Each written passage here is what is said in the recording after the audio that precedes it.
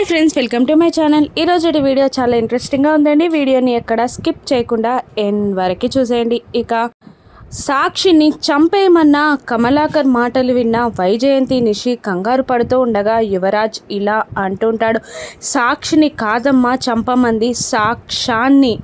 ఇంతకుముందు సూరి వచ్చి కేదార్ నాన్న కొడుకని ఆధారాలు కూడా చూపించాడు. ఇప్పుడే బయటికి వెళ్ళాడు. కేదార్ దాత్రిలని కలవడానికి వెళ్ళాడు. వాళ్ళని ఎట్లయినా పట్టుకొని ఆ సాక్ష్యాన్ని చంపమని బాబాయ్ చెప్తున్నాడంతే అని అంటూ ఉంటాడు యువరాజ్. ఇక అవునా అని వైజయంతి నిషి ఇద్దరు అంటుంటారు. ఇక కమలాకర్ ఇలా అంటుంటాడు, యువరాజ్ని చెప్పింది అర్థమైంది కదా, నేను చెప్పిన పనిని పూర్తి చేసుకొని ఇంటికి రా యువరాజ్ అని కమలాకర్ డబల్ మీనింగ్తో మాట్లాడుతూ ఉండగా అలాగే బాబాయ్ అని అంటూ యువరాజ్ సూరిమామని చంపడానికి బయలుదేరుతాడు.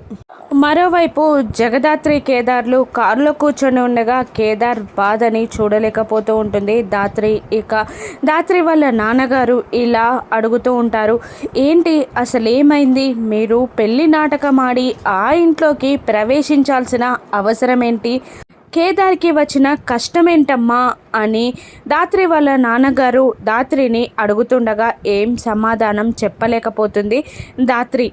ఇక సిరి కూడా ఇలా అంటూ ఉంటుంది, మీ ఇద్దరి ప్రేమ నాకు తెలుసక్క, మీ ఇద్దరి ప్రేమని ఇంట్లో వాళ్ళు ఒప్పుకోరని మీరు ప్రేమ వివాహం చేసుకొని ఆ ఇంట్లోకి వెళ్ళారని అనుకున్నాను, కానీ అసలు ఏం జరిగిందక్క అని సిరి కూడా దాత్రిని అడుగుతూ ఉంటుంది. ఇక దాత్రి ఆ ఇంట్లోకి ఎందుకు ప్రవేశించాల్సి వచ్చిందో సాధు సార్ మాట్లాడిన మాటలన్నీ దాత్రి గుర్తు తెచ్చుకుంటూ ఉంటుంది.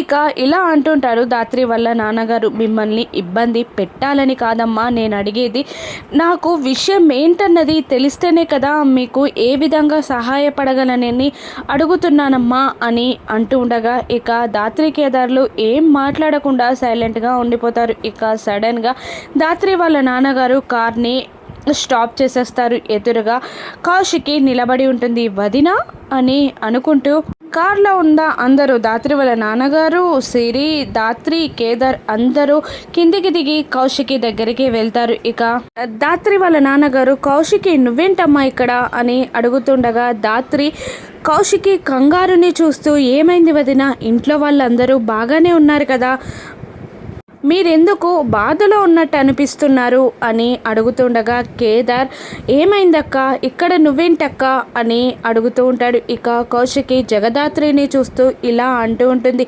గంట క్రితం ఇంట్లో వాళ్ళందరూ నీపై కక్ష కట్టి నిన్ను అవమానించి ఇంట్లో నుండి గెంటేస్తే ఇప్పుడేమో నువ్వు ఇంట్లో వాళ్ళు ఎలా ఉన్నారా అని నన్ను పలకరిస్తున్నా, నీ సంస్కారాన్ని చూస్తుంటే నీ ముందు నేను చాలా చిన్నదానిలాగా కనబడుతున్నాను దాత్రి అని కౌశికి అంటూ ఉండగా ఇక జగదాత్రి ఇలా అంటుంటుంది, అదేంటి వదిన అలా మాట్లాడుతున్నారు, తప్పు చేస్తే తిట్టే హక్కైనా 4 మాటలు అనే అధికారమైన కుటుంబానికి తప్ప ఇంకెవరికి ఉంటుంది, 4 మాటలు అన్నారని కుటుంబం పైన కక్ష పెంచుకుంటామా వదిన, అసలు ఏం జరిగిందో చెప్పండి అని అంటూ ఉంటుంది జగదాత్రి. ఇక కేదార్ కూడా, ఏమైందక్క, అసలు ఏమైంది, ఏం జరిగిందా అని నాకు టెన్షన్గా ఉందక్క, నువ్వు ఇక్కడ ఎందుకున్నావో చెప్పక్క అని కేదార్ అంటూ ఉంటాడు. ఇక ఇలా అంటూ ఉంటుంది కౌశికి, మిమ్మల్ని ఇద్దరిని ఇంటికి తీసుకెళ్ళడానికి వచ్చాను అని అనగానే జగదాత్రి వాళ్ళ నాన్నగారు,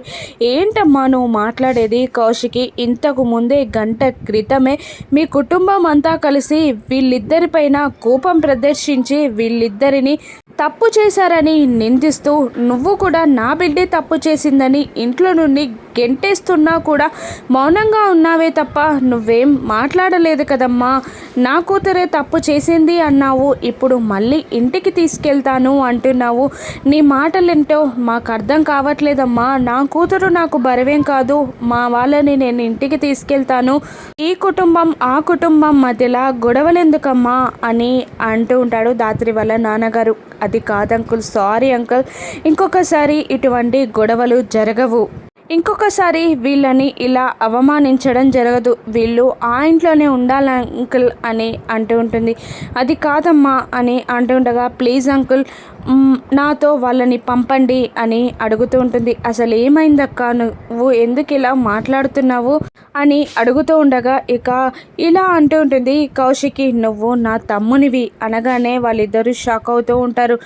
ఏంటక్క అని కేదార్ అడుగుతుండగా, అదే నువ్వు నా తమ్ముని లాంటి వాడివి కదా, మీ ఇద్దరికి ప్రేమించుకున్న మీ ఇద్దరికి పెళ్లి చేస్తానని నేను మాటించాను, అటువంటి మాటని నేను తప్పలేను, మీరు పెళ్ళయ్యే వరకు ఆ ఇంట్లోనే ఉండాలి అని అంటూ ఉంటుంది కౌశికి. ఇక ధాత్రి మనసులో ఇలా అనుకుంటూ ఉంటుంది. ఈ టైం ఇచ్చినా కూడా సూర్యమామ నుండి సాక్ష్యాధారాలు సంపాదించి ఇంట్లో వాళ్ళందరి ముందు అవి బయటపెట్టి కేదార్ సుధాకర్ మామయ్య కొడుకని నిరూపించే అవకాశం మనకు దక్కుతుంది అని మనసులో అనుకుంటూ ఉంటుంది ధాత్రి. ఇక అది కాదమ్మా అని ధాత్రి వాళ్ళ నాన్నగారు అంటూ ఉండగా, డాడీ నువ్వు ఆగు అని అంటూ, మీరే వచ్చి ఇలా అడిగాక మేము ఉంటామా వదినా, సరే వెళ్దాం పదండి అని అంటూ వాళ్ళ నాన్నగారి వైపు చూస్తుంది ధాత్రి.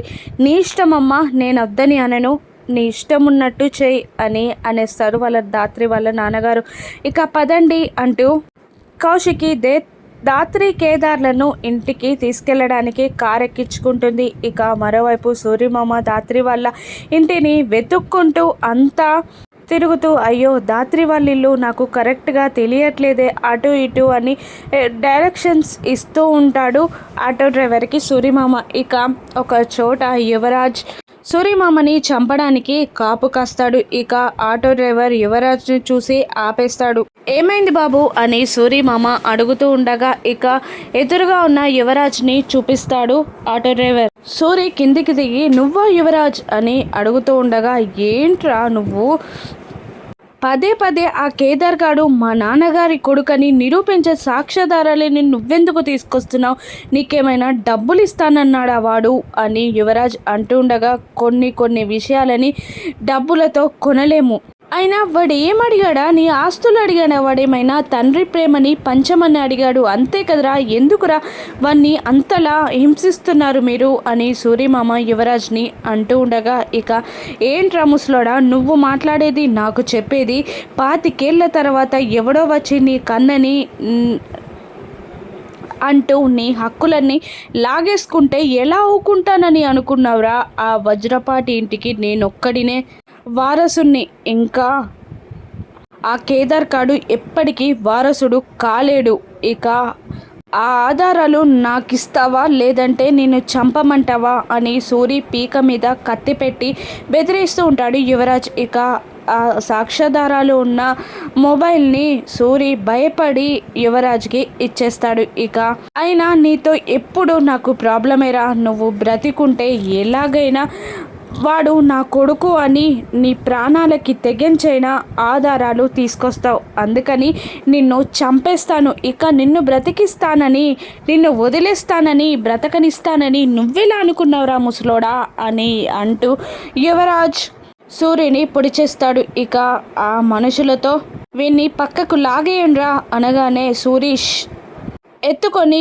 ఆ రౌడీలు పక్కకి తీసుకెళ్తూ ఉంటారు. ఇక కేదార్ ధాత్రిలు వెళ్ళిపోయినందుకు గాచిపూచి ఇంట్లో వాళ్ళందరూ స్వీట్స్ తింటూ సంబరాలు జరుపుకుంటూ ఉండగా ధాత్రి కేదార్లు గుమ్మం ముందు నిలబడతారు. ధాత్రి కేదార్లను చూస్తూ అందరూ షాక్ అవుతూ ఉంటారు. ఇక నిషి వాళ్ళ దగ్గరికి వచ్చి, ఏంటే మళ్ళీ ఇక్కడికి వచ్చారు, ఎన్నిసార్లు ఇంట్లో నుండి వెళ్ళిపోమ్మని గెంటేసినా మీకు సిగ్గులేదా అని ఇంట్లోకి అడుగు పెట్టబోతున్న ధాత్రి కేదార్లను తిడుతూ ఉంటుంది. ఇక వైజయంతి కూడా, ఏంటమ్మి ఎన్నిసార్లు ఇంట్లో నుండి గెంటేచ్చినా మీకు బుద్ధి రాదా, ఇంకా ఎందుకు ఇక్కడికి వచ్చారు అని వైజయంతి కూడా ధాత్రి కేదార్లను తిడుతూ ఉండగా ఇక కౌశికి వాళ్ళిద్దరి మధ్యలోకి వచ్చి నిలబడి, వాళ్ళని నేనే తీసుకొచ్చాను, ఈ ఇంట్లో వాళ్ళు ఉంటారు అని అంటూ వాళ్ళ 2 చేతులని పట్టుకొని వాళ్ళని ఇంట్లోకి తీసుకొస్తూ ఉంటుంది కౌశిక్.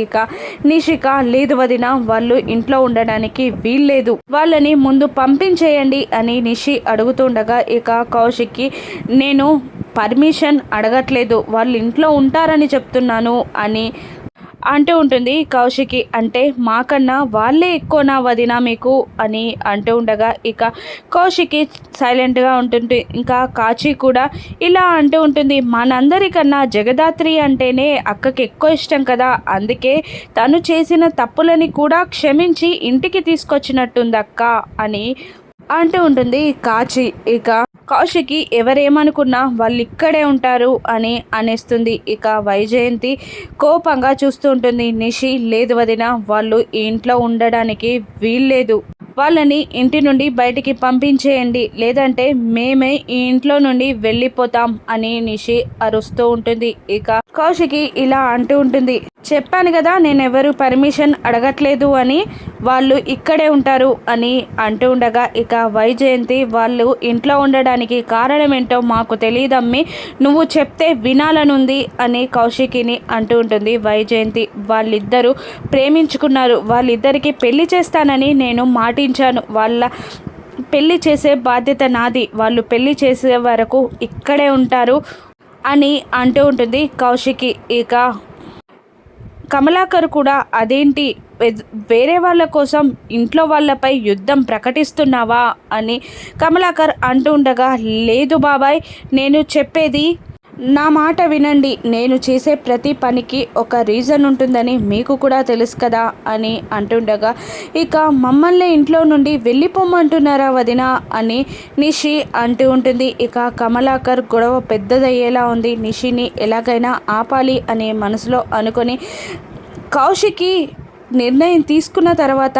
ఇటువంటి డిస్కషన్స్ అన్నీ ఎందుకు, చెప్పింది కదా పెళ్ళయ్యే వరకు వాళ్ళు ఇక్కడే ఉంటారని, వదిన నిషిని లోపలికి తీసుకెళ్ళు అని అంటూ ఉంటాడు కమలాకర్. ఇక వైజయంతి నిషితో పెళ్ళయ్యే వరకు కదా అంటున్నారు కదా అమ్మి, వెళ్దాం పదా అని నిషిని తీసుకొని లోపలికి వెళ్తూ ఉంటుంది వైజయంతి. ఇక జగదాత్రి కేదార్లు థ్యాంక్ యూ చెప్తూ ఉంటారు. ఇక కేదార్, మా పెళ్ళి దగ్గరే అందరూ ఆగిపోతారు అనుకున్నానక్క, కానీ నువ్వు మా పెళ్ళి అబద్ధాన్ని దాటి మమ్మల్ని చూసావక్క, థ్యాంక్ యూ అని అంటూ ఉంటాడు కేదార్. ఇక కౌశికి, నాకు థ్యాంక్స్ ఏం అవసరం లేదు, మీరు ఇక్కడే ఉండొచ్చు, కానీ నిషి వాళ్ళతో జాగ్రత్త, ఇప్పటికీ ఇంట్లో ఉన్న గొడవలు చాలు అని అనగానే వాళ్ళు వెళ్ళిపోతారు కేదార్ దాత్రి. ఇక పెళ్ళి కోసమే వాళ్ళని ఇంట్లో ఉంచావా కౌశికి అని సుధాకర్ అడుగుతుండగా, ఆ రీజన్ కాక ఇంకేదైనా రీజన్ ఉంది అని మీరు అనుకుంటున్నారా బాబాయ్ అని కౌశికి సుధాకర్ నుండి నిజం బయట పడాలని అదో రకంగా డబల్ మీనింగ్గా మాట్లాడుతూ ఉంటుంది. ఇక సూరిని జగదాత్రి కాపాడగలదా? రానున్న ఎపిసోడ్స్లో చూద్దాం. Thank you for watching.